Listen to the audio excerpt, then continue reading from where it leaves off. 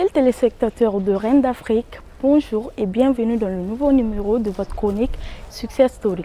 Alors aujourd'hui, nous allons à la rencontre de Maya Meiga, une dame super courageuse qui fait la promotion de la beauté africaine à travers la mise en valeur des cheveux naturels crépus qu'on appelle autrement cheveux nappies. Vous voulez en savoir plus? Venez avec nous. Moi, je suis Maya Meiga Vermeulen, je suis mariée, j'ai un enfant et je suis la promotrice de Génération Nappy. Génération Nappy est un salon de coiffure dédié aux cheveux naturels crépus afro. J'ai une licence en gestion d'entreprise, j'ai une maîtrise en droit des affaires et je fais une formation comme conseillère client à Paris. Tout a commencé après ma formation à Paris.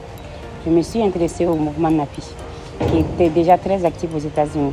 Je me suis beaucoup renseignée sur la nature de nos cheveux crépus, l'entretien qu'il faut, les soins, les produits et les coiffures qui sont adaptées. Tout cela, après tout cela, je me suis retrouvée pleinement dans l'idée de promouvoir la beauté africaine. Et tout cela a abouti à mon big shop, c'est-à-dire le fait de couper la partie défrisée des cheveux pour laisser les cheveux pousser au naturel. Donc j'ai décidé de partager mon expérience avec d'autres femmes. C'est de là que j'ai créé ma page Facebook, qui est suivie aujourd'hui de plus de 30 000 personnes. De mon retour à Paris, je me suis venue installer à Bamako. J'ai créé un lieu chez moi, dédié aux cheveux naturels. C'est un espace pour parler de cheveux naturels, de donner des conseils aux femmes. C'est l'entretien des cheveux crépus. Et puis je vendais des produits aussi. Donc, petit à petit, à la demande même des clients qui ont décidé il faudrait nous faire les mêmes soins que tu fais à la maison, il faudrait nous faire ça, il faudrait nous faire ça. Donc c'est là que c'est devenu un véritable salon de coiffure. De base, c'était juste pour conseiller les femmes sur les cheveux naturels, l'entretien des cheveux, et puis vendre des produits. Donc aujourd'hui, on se retrouve avec un salon de coiffure. Parlons des difficultés, ce qu'on peut dire, c'est pas facile de se procurer des produits ici, à part le beurre de karité et quelques huiles.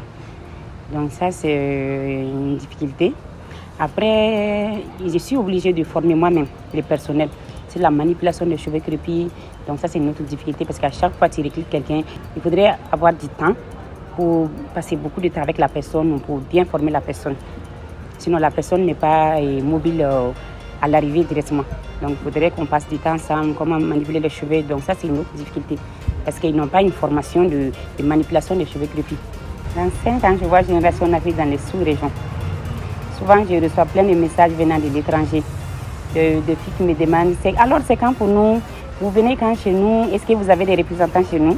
Donc, c'est des messages qui encouragent. Je me suis dit qu'on peut aller ailleurs aussi, qui n'est pas le Mali, via les réseaux sociaux, Instagram, Facebook et tout ça là. Donc, j'ai pas mal de messages positifs des gens qui nous regardent depuis l'extérieur, qui souhaitent la même chose chez eux. Comme on dit, les clients, c'est le roi. Donc, chez nous, je fais tout pour mettre mes clientes à l'aise. On prend soin d'eux. Je ne veux pas qu'elles fassent quel qu'en soit l'effort. Donc, on s'adapte à chaque cliente.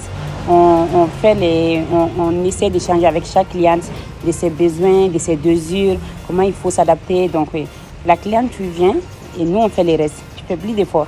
On te chouchoute seulement. Je lance un appel à toutes les femmes qui veulent se lancer dans l'entrepreneuriat. De ne pas avoir peur de se lancer. Oui, il y a des difficultés, mais il faut les affronter. Donc, surtout, il faut faire quelque chose qu'on aime faire. Parce que dans l'entrepreneuriat, il faut donner son temps, son énergie. Il y a des problèmes à gérer, il y a le stress, il y a tout ça là.